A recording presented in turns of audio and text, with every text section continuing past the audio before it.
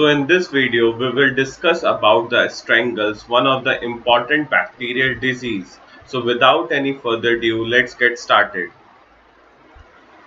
So we will discuss about the strangles. It is also known as the adenitis equiorum or the distemper. It is an upper respiratory infection accompanied by the purulent adenitis of horse caused by the Streptococcus equi. Coming to the etiology, simply it is caused by the Streptococcus equi of genus Streptococcus, which is gram-positive cocci-shaped bacteria. They are obligate parasites of horse, and disease is most common in the case of young horses. The transmission of the infection can occur through the inhalation, which is one of the important route of the infection, and ingestion is also possible for the transmission of the infection. देखो भाई, अब हम लोग बात करेंगे about strangle, जो कि एक बहुत इंपॉर्टेंट बैक्टीरियल डिजीज है from the exam point of view. ठीक है. Simply it is also known as adenitis equorum and distemper. अब ये जो स्ट्रेंगल है, जो कि एक बैक्टीरियल इन्फेक्शन है, इसको हम एडिनाइटिस इक्वेरम और डिस्टेम्पर के नाम से भी जानते हैं. ठीक है. It is an upper respiratory infection accompanied by the purulent adenitis of the horse caused by the Streptococcus equi.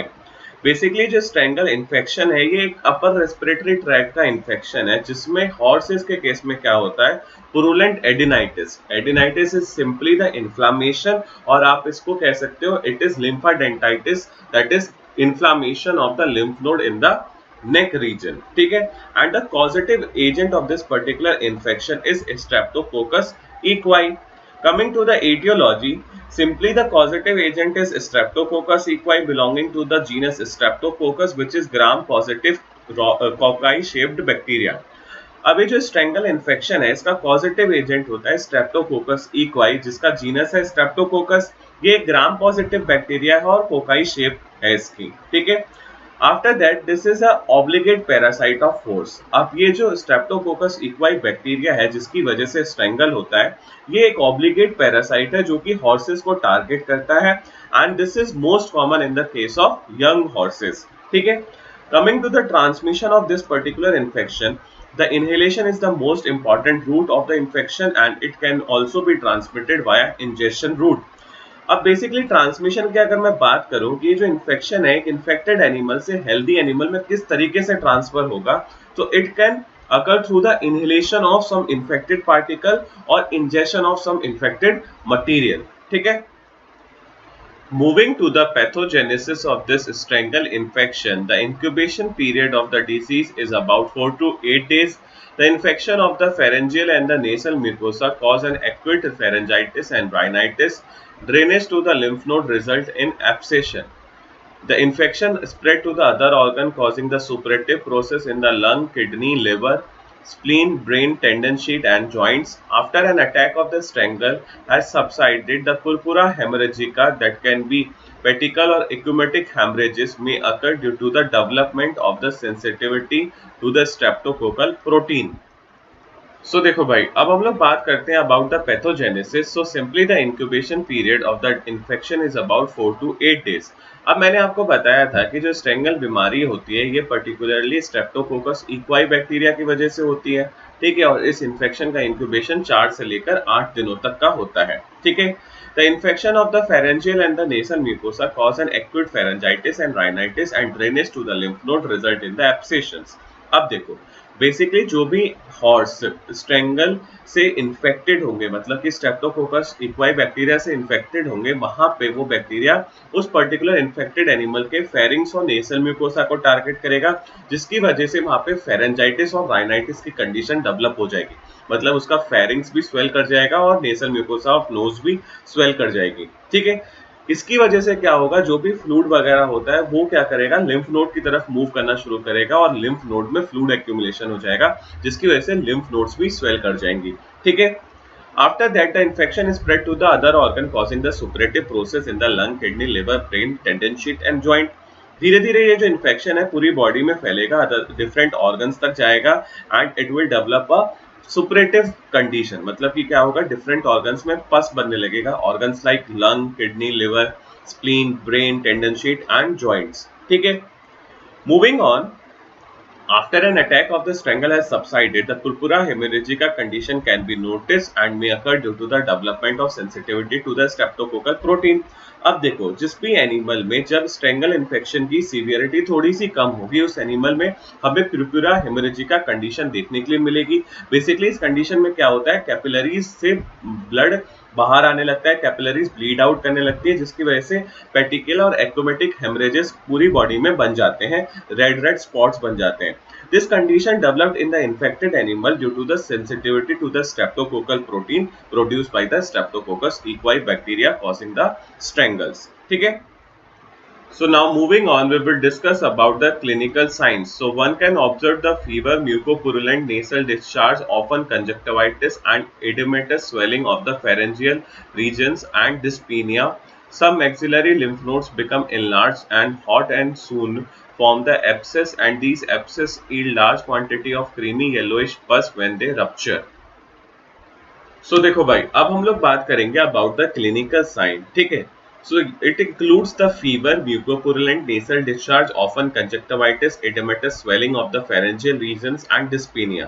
जो भी एनिमल्स स्ट्रेंगल से इन्फेक्टेड होंगे वहां पे आपको फीवर देखने के लिए मिलेगा, म्यूकोपुरुलेंट नेसल डिस्चार्ज होगा, बेसिकली नोज से म्यूकस और पस डिस्चार्ज करेगा, वहां पे जो कंजक्टिवाइटा होगी वो स्वेल कर जाएगी, इडिमेटस स्वेलिंग होगी कहाँ की, फेरेंजियल रीजन्स की, जिसकी वजह से उस पर्टिकुलर इन्फेक्टेड एनिमल को सांस लेने में दिक्कत होगी और वहां पे डिस्पीनिया की कंडीशन डेवलप हो जाएगी। ठीक है। After that the sub maxillary lymph node become enlarged and hot and soon form the abscess, and these abscess eat the large quantity of creamy yellowish pus when they rupture. Basically जो भी infected animal होंगे वहां पे क्या होगा, सब maxillary lymph node जो animal की हैं वो इनलार्ज कर जाएगी, गर्म होगी। ठीक है। साथ ही साथ वहां पे क्या होगा, एब्सेस फॉर्मेशन होने लगेगा, फ्लूइड इकट्ठा होने लगेगा, एंड जब ये एब्सेस से रप्चर करेंगे, ठीक है, तो वहां पे येलोइश क्रीमी कलर का पस एक्सक्रीट आउट होगा। ठीक है। So now moving on, we will discuss about the lesions. So simply one can see the abscess in the lymph nodes near to the upper respiratory tract, and there will be rupture into the oral and the pharyngeal cavities or through the skin of the intermandibular regions. There will be the catarrhal or the purulent rhinitis and pharyngitis, often with a small abscess in the pharynx and on the soft palate. The metastatic abscess occur in the lungs, liver, kidneys and spleen, and sometime in the case of brain. So देखो भाई, अब हम लोग बात करेंगे about the lesions that you can observe in an animal infected with the strangle. So simply one can observe the abscess in the lymph node near to the upper respiratory tract, and which will rupture into the oral and pharyngeal cavities or through the skin of the intermandibular region. Basically क्या होगा, जो भी animal strangle से infected होंगे वहां पे क्या होगा, लिम्फ नोड्स में क्या होगा, फ्लूइड इकट्ठा हो जाएगा, that is located near the upper respiratory tract. अब ये फ्लूइड क्या करेगा, रप्चर करेगा ओरल और फेरेंजियल कैविटीज में और through the skin of the intermandibular region. ठीक है। अभी जो भी फ्लूइड था जो पहले लिम्फ नोड में इकट्ठा हुआ था वो अब इंटरमेंडिबुलर रीजन तक पहुंच चुका होगा। ठीक है। After that, the catarrhal or purulent rhinitis, pharyngitis, often with a small abscess in the pharynx and on the soft palate, can be noticed. अब बेसिकली जो भी इन्फेक्टेड एनिमल होंगे वहां पे क्या होगा, राइनाइटिस और फेरेंजाइटिस की कंडीशन डेवलप हो जाएगी और वहां पे म्यूकस और पस फॉर्मेशन शुरू हो जाएगा। ठीक है। You can also notice the some small abscess formation in the pharynx region and on the soft palate. ठीक है। After that one can also observe the metastatic abscess occur in the lungs, liver, kidney, spleen and sometime brain. Basically क्या है, एक secondary abscess formation हो जाती है in the different organs all over the body in the infected animal. कौन कौन से organ में ये मेटास्टेटिक एब्सेस फॉर्म हो सकती है, like lungs, liver, kidney, spleen, sometime brain also. ठीक है। So now moving on, one can observe the septicaemia with the few or no abscess formation. Abscess in the retropharyngeal lymph nodes may drain into the guttural pouches leading to the empyema. The purpura hemorrhagica led to the immune mediated vasculitis complication, and large subcutaneous areas of the edema and the hemorrhages are associated with the septic emboli in the blood vessels. सो देखो भाई, जो भी animals strangle से infected होंगे वहां पे क्या है, सेप्टिसिमिक कंडीशन डेवलप हो जाएगी और सेप्टिसिमिक कंडीशंस में आपको एब्सेस दिख भी सकता है और नहीं भी दिख सकता, ठीक है। After that the abscess in the retropharyngeal lymph node may drain into the guttural pouches leading to the empyema। Basically क्या होगा, अब रेट्रोफेरेंजियल लिम्फ नोड्स में फ्लूइड इकट्ठा होने लगेगा जो कि गुटरल पाउच में पास हो जाएगा, जिसकी वजह से एम्पाइनीमा की कंडीशन डेवलप हो जाएगी इन द इन्फेक्टेड हॉर्सेस। एम्पाइनीमा की कंडीशन बेसिकली क्या होती है, जो हमारा प्लूरल स्पेस होता है, the space between the lung and the chest wall, वहां पे प्लूराइटिस की कंडीशन डेवलप हो जाएगी and there will be the pus formation, ठीक है।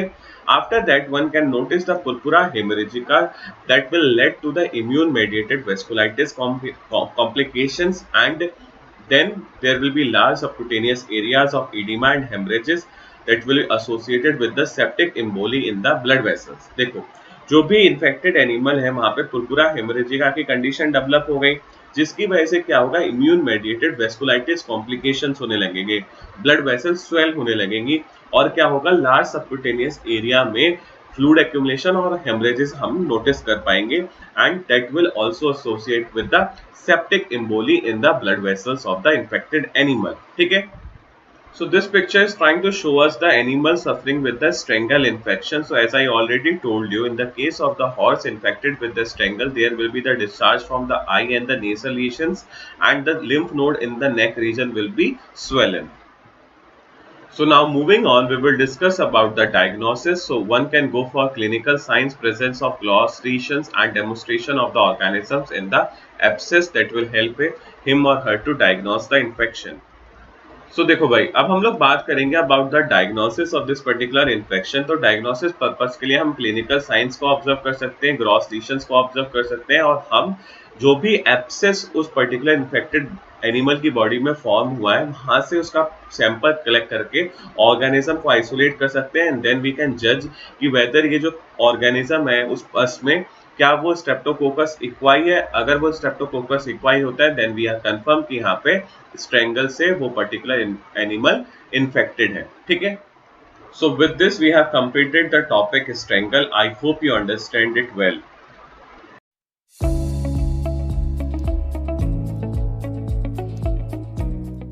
So that's all for this video. We will meet very soon in the next one.